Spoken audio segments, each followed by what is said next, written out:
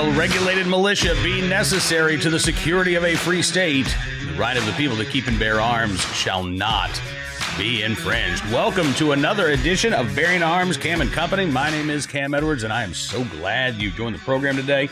Coming up in a matter of moments, we're going to be talking with Mr. Alan Gottlieb, the founder and executive vice president of the Second Amendment Foundation. There's a lot to talk about with Alan, including what happened in the Lone Star State of Texas yesterday, where the legislature gave final approval to both constitutional carry and Second Amendment sanctuary legislation. This is absolutely huge news for the Second Amendment community, not only in the state of Texas, but really, I think each and every one of us who are Second Amendment supporters should be thrilled by the actions of the Texas state legislature. This is going to have an impact, I think, on other states. Given the size of the state of Texas, almost 10% of the U.S. population, now 28 million more Americans going to be eligible to lawfully carry a firearm without having to get a government permission slip. And again, the state of Texas sending warning to Democrats in Washington, D.C., you can pass your federal gun control law. Well, actually, you can't at the moment. But if you do pass any new federal gun control laws, you're on your own in terms of enforcement, because state and local police in the Lone Star State of Texas will not be lifting a finger or spending a penny to help you enforce those new gun control laws. That is, again, that's a huge step forward. And because of the size of Texas, because of the importance of, Texas in terms of red state governance, I think that you are going to see other states follow suit. I mean, Texas is already the fifth state this year to adopt constitutional carry legislation. So that right to carry revolution keeps rolling on. But we could see, states like Indiana, Ohio, Georgia, perhaps, Alabama, South Carolina, even Florida. I think constitutional carry is now on the table in a way that it was not before the state of Texas passed this legislation on Monday. So we're going to talk with Alan Gottlieb about that. And of course, the Second Amendment Foundation, they're doing fantastic work all around the country, defending our right to keep and bear arms, and also helping to secure our right. We're not just playing defense. Clearly, as we saw in the state of Texas yesterday, we are advancing the cause in states across the nation. And the Second Amendment Foundation is a huge part of that. If you want to join the organization and do your part to step up and protect and strengthen our right to keep and bear arms, there's an easy way to do so. All you have to do is text JOIN SAF to 474747. You become a Second Amendment first responder. You will get grassroots alerts. So when you've got pro-gun bills or bad bills popping up in your state legislature, you'll know about them. And you can respond. You can talk to your lawmakers and say, hey, listen, I want you to support this. Hey, listen, you need to oppose this, and here's why. But you won't just be sitting on the couch. You will be a part of that Second Amendment army defending our right to keep and bear arms. And again, all you have to do, text JOIN SAF to 474747. and become a Second Amendment first responder today. Now, besides the good news in Texas, we also have some news in Washington, D.C. that is, not so great. We've got the public comment period that is now open for the new ATF proposed rule on frames and receivers, redefining these things to include incompleted gun parts. And really trying to curtail DIY gun making. This rule also proposes new definitions for suppressors. It imposes new record-keeping requirements on FFLs. And in addition to that proposed rule change, we also have the confirmation hearing for David Chipman coming up on Wednesday. The Senate Judiciary Committee going to be meeting. He is one of several nominees that will be up for discussion with the Senate Judiciary Committee. But if David Chipman gets confirmed as the head of the ATF, you will have a gun control activist in charge of the agency overseeing the rules and regulations that the firearms industry and gun owners have to follow. Imagine the reaction if President Donald Trump, for example, had tried to appoint a Larry Keene from the National Shooting Sports Foundation or an Alan Gottlieb from the Second Amendment Foundation to head up the organization. The howls of outrage from gun control activists, from Democrats, from the media, you could still probably hear them reverberating around the halls of the U.S. Capitol today if Donald Trump had done that. He did not. Instead, Joe Biden has nominated a gun control activist, and it remains to be seen whether or not Chipman has the votes. Joe Manchin has sort of indicated that he is supportive of Chipman, but he hasn't come right out and said he's going to vote for Chipman. So the NRA and other organizations are, getting the word out. They're targeting states like West Virginia and Arizona, targeting some of these, I don't want to call them moderate Democrats, but the Democrats that have not, towed the line when it comes to following the Democrats' ideology under the Biden administration, in the hopes of peeling away one or two votes and forcing the Biden administration to rethink their decision to anoint a gun control activist as head of the ATF. That's where we're going to begin our conversation with Alan Gottlieb of the Second Amendment Foundation. Take a look and a listen. Alan, thank you so much, sir, for joining me on the program. It's great talking with you today. Oh, it's always great to be with you, Cam, and your listeners as well. And we actually have some good news to discuss, but we're going to get to that in just a little bit. Let's talk about the threats to gun owners first and foremost here. And one of those big threats is really going to be on, I think, everybody's radar tomorrow when the Senate Judiciary Committee meets for a confirmation hearing. Among those nominees, David Chipman, Joe Biden's nominee to head up the Bureau of Alcohol, Tobacco, Firearms, and Explosives. And Alan, I said in our intro to our conversation here, imagine what the reaction for the left would be if you had been nominated by Donald Trump to run the ATF. I mean, this is in essence what we're talking about here. You've got a guy in David Chipman who has spent much of the last decade as a paid lobbyist and a paid activist for gun control groups like Mayors Against Illegal Guns and Giffords. And now the Biden administration wants to put him in charge of the agency that oversees the regulations and laws for the firearms industry and gun owners have to abide by. Yep, the fox in charge of the hen house. This is the gun prohibition lobby's dream. So what would this mean if David Chipman does get confirmed to this position? Well, it means we have an agency that will no longer be neutral. We have an agency that, instead of working with the firearms industry to solve problems, will be out there trying to abolish the firearms industry. That's why all the, firearms trade groups are opposing his nomination as well. This is somebody who's put in there. It's a war against guns. And of course, gun owners can't find a way to buy a gun. They can't exercise their Second Amendment rights. And this is what it's all about. Joe Biden is really a sleazy character.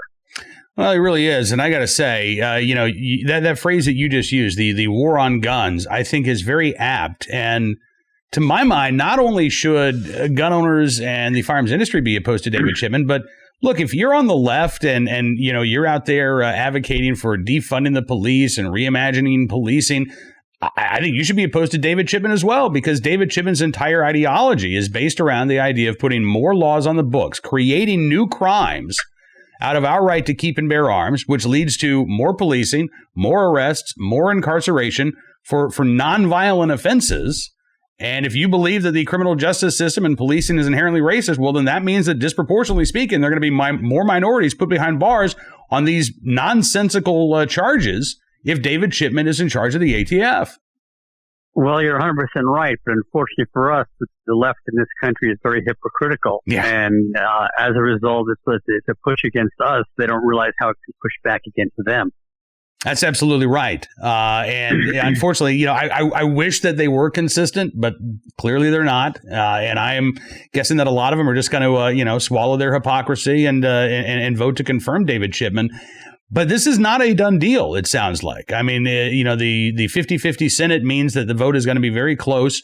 I've not heard a single Republican say that they are on board with Chipman's nomination.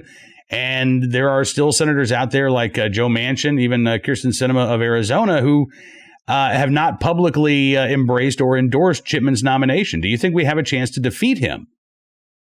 I think we have a chance, but I view us as the underdog in this fight, mainly because the administration has all kinds of tools in their toolbox to use to, basically say to senators, you vote this way for this, and I will give your state this, I'll give you this.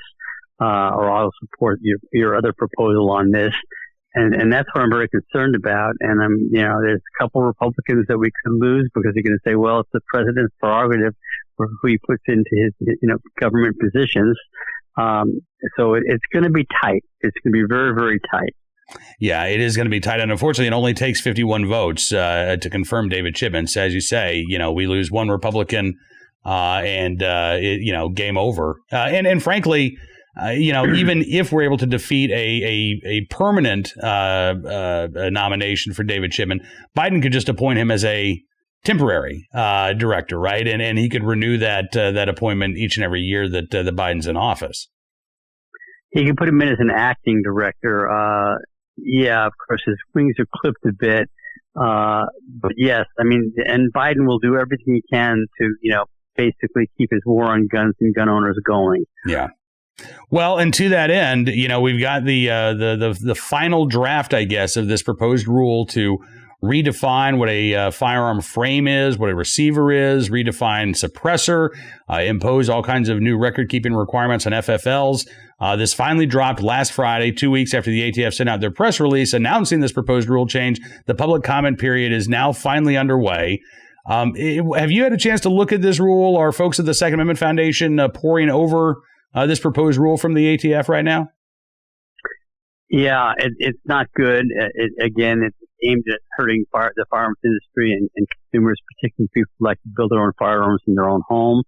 There will probably be litigation over this as time goes on, when the final thing is put together and done. But again, what we're looking at here is not about redefining just what a gun is. They'd like to what their ultimate goal is to redefine the Second Amendment. No, you're absolutely right about that. And you can see this with the broad language that the ATF is using in this proposed rule. As a matter of fact, while they say we want to come up with a new definition for a frame or receiver, we don't want any of our old determinations to be changed by that. They really want to have their cake and eat it too, right? We want the old rules to stay in effect, but we want to be able to put new rules in place, new definitions, while still relying on the old definitions whenever necessary. There's no consistency there other than a consistent position of diminishing our Second Amendment rights. Yeah, the vagueness is really rather scary. It is something that we're all paying attention to. It's definitely going to create problems. There's an unintended consequence here. Lots of gun owners and firearms industry work very closely with the ATF.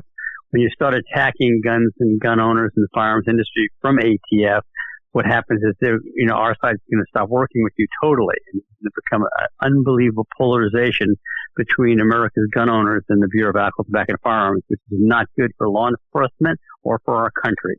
Absolutely. And we still have another rule that may be coming out in the next couple of weeks regarding pistol braces. I know that we'll be talking more about that when that rule is released. But do you have any advice for gun owners who do want to submit their public comment? I've heard from a lot of folks who say, all right, I want to chime in, but I don't really know what to say. What would you tell gun owners who want to voice their opposition to this new proposed rule? Well, first of all, they should say there's no reason for this new proposed rule to start with. That the current rules and regulations are fine, and leave things stand the way they are, and go after people who quote unquote currently are breaking laws that exist today. Most of the complaints that ATF is using to justify this new rule could be enforced under other laws to begin with. Okay. And again, the Second Amendment Foundation, you kind of hinted at this, but you think that this new rule may very well be challenged? Are you all prepared to file suit if this proposed rule becomes final? Yeah, if our attorneys feel that there's a good chance that we could be successful challenging it, we will definitely challenge it. All right. Well, listen, I know that gun owners are not rolling over for the Biden administration and the anti-gun agenda that we're seeing here. Not only are we pushing back in Washington, D.C., but you take a look around the states, and we're actually making some pretty substantial gains. I've got to ask you your take on Texas lawmakers approving both constitutional carry and Second Amendment sanctuary language yesterday. Well, I have a very big smile on my face. Texas is a major state, a large population center. A significant percentage of Americans live in Texas. I am really glad we have a state that big coming out for both the sanctuary movement as well as constitutional carry. It bodes well for us. It's one state and many that have done it recently, and I think there'll be many more coming. You talk about the size of the state of Texas, and I think you're right. And I think that this will have an impact, don't you, on states going forward? Like we saw in Indiana this year. The Indiana House passed a constitutional carry bill, but then the state Senate decided to sit on it. Now that Texas has become, or will soon be, I believe the 21st constitutional carry state, does that put more positive peer pressure, so to speak, on other red states like Indiana, Ohio, maybe even Georgia or Florida to hop on that right to carry revolution bandwagon and adopt constitutional carry language as well? Yes, I really think it does, and I can't wait to get to the 26 states that we have a majority of the country. It bodes very well for us. All right. Listen, Alan, as always, sir, it's a pleasure getting a chance to spend some time with you. Thank you so much for joining me on the program today. Always a pleasure, Cam. Thank you. You bet. Look forward to doing it again very soon. Alan Gottlieb with the Second Amendment Foundation here on Bearing Arms, Cam & Company. Appreciate Alan joining us as always. Now let's turn our attention to today's armed citizen story, our good deed of the day, and our recidivist report. We will start there with a case out of Pennsylvania where a man accused in a barbershop killing in Carlisle, PA, turns out previously accused of stealing a gun from the same barbershop, believe it or not. Penn Live reporting that 42-year-old Michael Baltimore, who is a former employee of the GQ barbershop and a guy who has a history of criminal charges, is a suspect in Saturday's fatal shooting at the barbershop. He's been charged with criminal homicide, attempted homicide, and a firearms violation. He has not been taken into custody, however. He is still on the loose, and police consider him to be armed and dangerous. He is accused of fatally shooting Kendall Cook and injuring Anthony White. The Carlisle police chief says that the shooting appears to have been the result of a personal conflict between Baltimore and the two men. Back in 2019, Baltimore was charged with theft, receiving stolen property, and persons not to possess firearms after Carlisle police said video surveillance determined that Baltimore stole a 9mm handgun from someone there at the store. According to court records, though, the theft and firearm charges were dismissed. And instead, Baltimore pleaded no contest to receiving stolen property. He was sentenced to 60 months probation. Now, this was somebody who was not eligible to have a firearm if he was already a prohibited person. And prosecutors ended up dismissing this case despite having video surveillance. I mean, they basically let this guy out when he could have gone to prison. If they had referred this case up to federal court, Baltimore could have gone to prison for 5 years. He would still be behind bars today. He would not be accused of murder because he would not have been able to commit that murder. But that's not what happened. Including, by the way, there were other criminal charges that have occurred with Baltimore since that arrest back in 2019. January 7th of this year, Baltimore charged with aggravated assault, strangulation, fleeing, and attempting to elude officers, terroristic threat, simple assault, and harassment after a domestic dispute in Upper Allen Township, Pennsylvania. According to court records, Baltimore was let out on bond. Prior to this, Penn Live reports he has a history of cases in Dauphin County going back to 2007. Baltimore assaulted a man who was sent to the hospital for treatment of serious head and face injuries, leading to charges of attempted homicide and aggravated assault. He was found guilty of aggravated assault in 2009, paroled in December of 2017. So he was already on parole when video surveillance caught him stealing a gun from this barbershop. And again, he was allowed to plead down to lesser charges, sentenced to probation. This is the revolving door of the criminal justice system. Meanwhile, you've got Governor Tom Wolf, who is demanding the passage of new gun control laws in the state of Pennsylvania that could put people in prison for selling a gun, a rifle, to their neighbor without putting them through a background check. We don't need to be putting people in prison for nonviolent offenses that gun control activists dream up when we can't even put violent felons behind bars in the state of Pennsylvania. But you won't hear Governor Wolf talk about the case of Mr. Baltimore. No. He's far too busy pursuing your right to keep and bear arms and trying to restrict your Second Amendment rights. All right, on to our armed citizen story of the day. Also, by the way, involving an attack at a barber shop, this time in California, where the Press Enterprise reports that an ex-employee stabbed two barbers in Riverside before he was shot to death by one of his intended victims. This was Friday evening. The victims, according to police, suffered injuries that were not considered life-threatening. The suspect, however, is now deceased. On Saturday, a sign posted to the front of the Carlos barbershop said, "Our barbers are okay and safe, just healing today."